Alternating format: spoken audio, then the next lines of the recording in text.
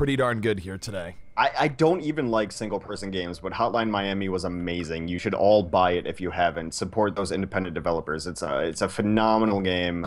It's one of my sellouts that it's not even a sellout thing. It's just that's how good that game is. So Hotline Miami was just trippy. I mean, and it was designed to be, of course, but it was just one of those games where you got deeper in the single player, just like, what in God's name is going on? What am I even watching at this point? All right. Well, either way, take a look here as both teams set up. Looking at the defense of OKFace as they move out, it's going to be Sato here on the Reinhardt. Lerma on the 76. Side. Okay, I'm just he's Zygy now. Just ignoring the side because the name makes actually no sense. He's Zygy.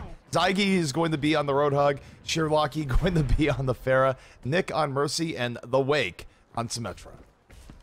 Well, Hotline Miami is going to be on offense. They're going to run a Zarya that's going to be Supreme. Alone Zilla will be playing the Hanzo. Nero on the Mercy. Clone Man is going to be the Reinhardt.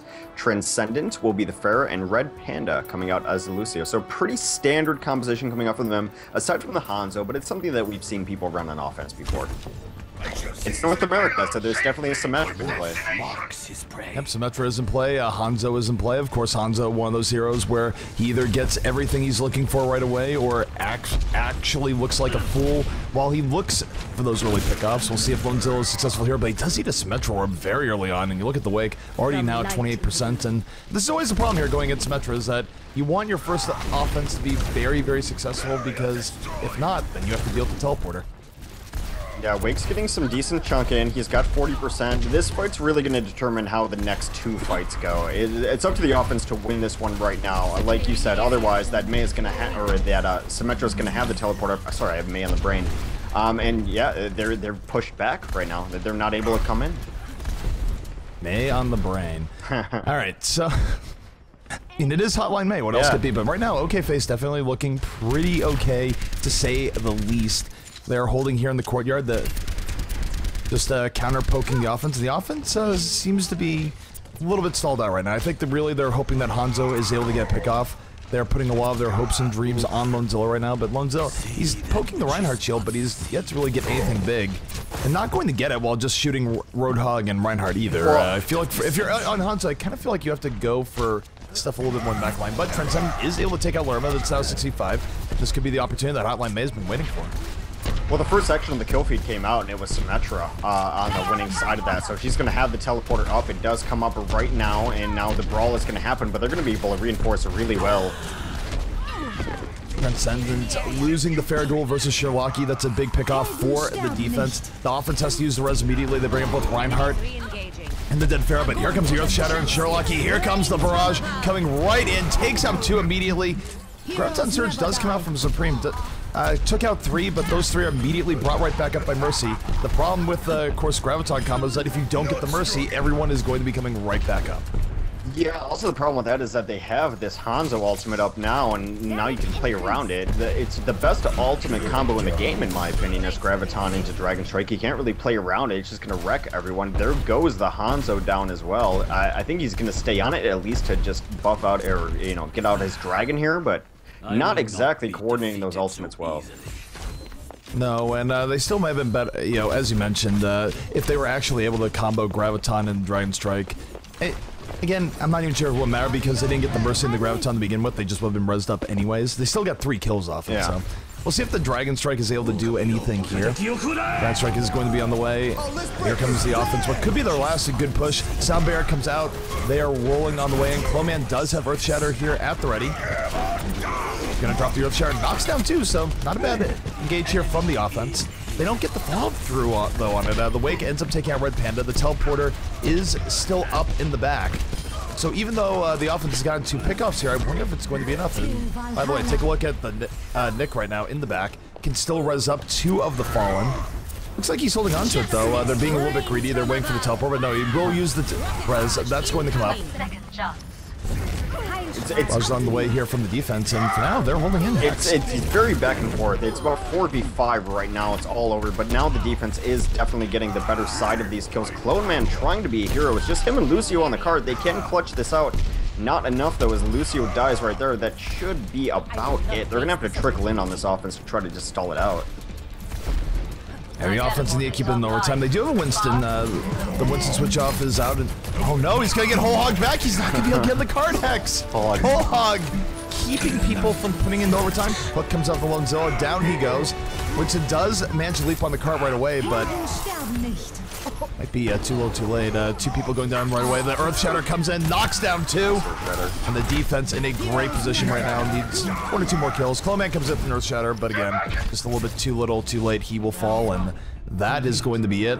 A very strong hold coming out here from OKFace. Yeah, in theory, I really liked their last initiation. They started off with the dragon through the archway, cleared so much space, and I know like it's kind of a joke, you say zoning alt, but that's exactly what it was. They all came in off of that because they were all just walking inside the dragon behind it.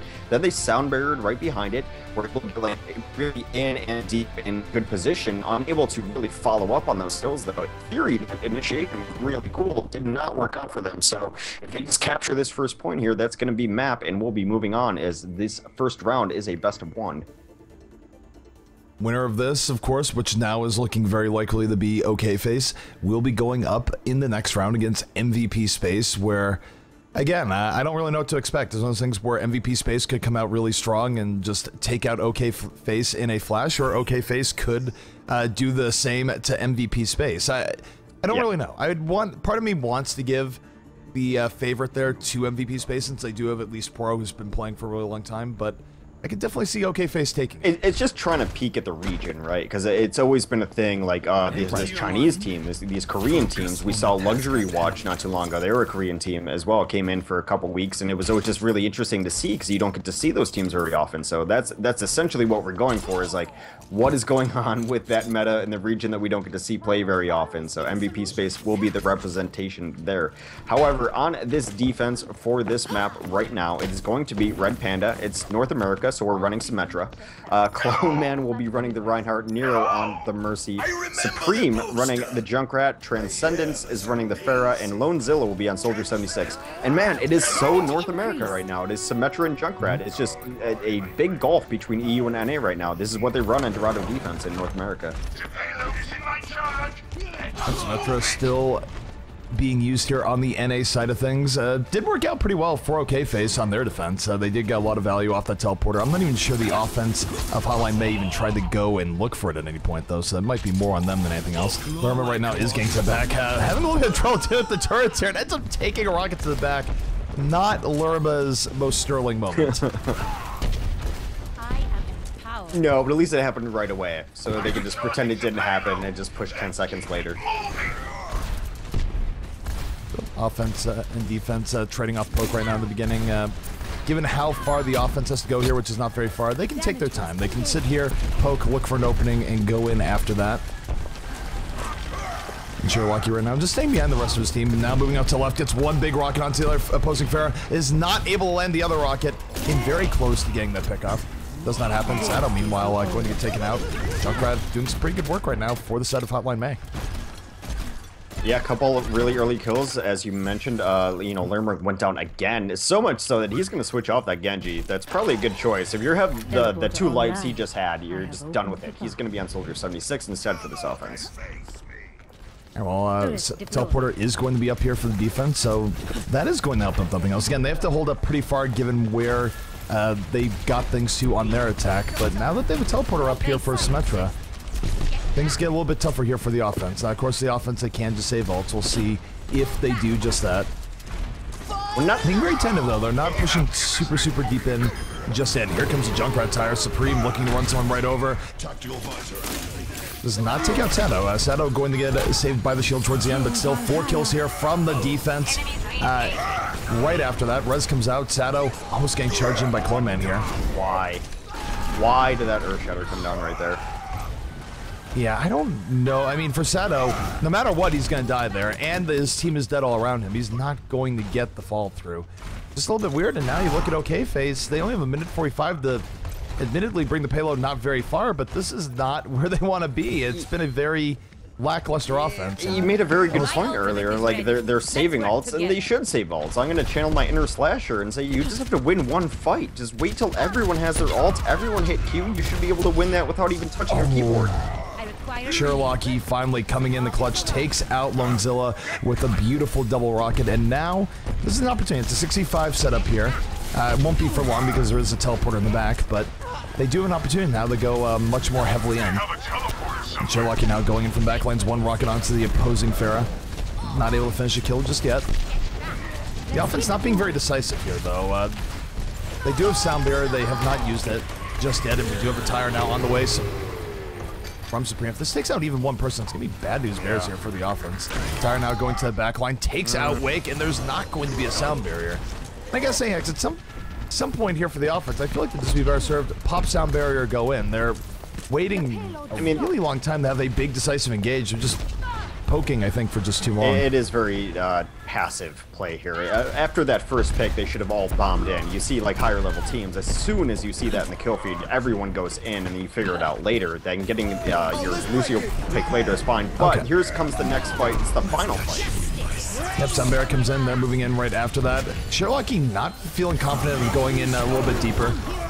And the defense picking up 4 kills. Everything working out in their favor. Lonezilla in the back with the tech visor took out 2. It's gonna be a and they still have the teleporter up as well here, Hex, so the reinforcements will be able to stream in. It's only Sherlocky and Ziggy here on the point. And oh my goodness, is this going to be the defense dream coming out from the side of Hotline Mei? And it is. Hotline Mei takes it in. For me, it was a little bit of a shocker, given that they didn't even bring it to first. As a strange game. Yeah, the strange is... I'm not gonna say it's underselling it, but it's just... I don't know. I feel like these teams that don't necessarily have the practice or the time together don't know when they have an advantage, necessarily. Because there were a lot of times where you had a clear advantage and you should have gone in, and they didn't. That was so weird that they got a really nice early pick, and then everyone was just like, well, yeah, we just continue poking, right? No, that's not what you do at all. You go in, you bomb in, and like it was only... Hex, you are lagging out once again, but what Hex is trying to say here is that usually when you get an early pick, teams get a lot more aggro. They go, okay, we just got our first pick. We're going to push them in even harder. But what happened for the side of OKFacer is that they got their early pick, and then they just they froze. They didn't go in. They ended up taking more poke. They didn't realize that they had a big advantage, and they just sort of passively played it. And as a result, they're not able to finish things out.